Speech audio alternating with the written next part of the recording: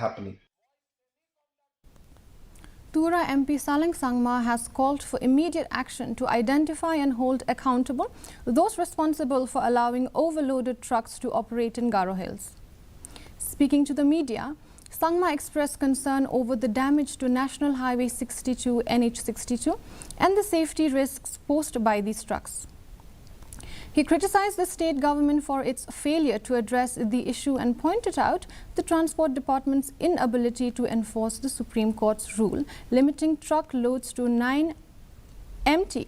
Sangma also speculated about a possible agreement between Bhutan, Meghalaya and Bangladesh facilitating the operation of these trucks, but argued that it would be more practical for them to use West Bengal's infrastructure.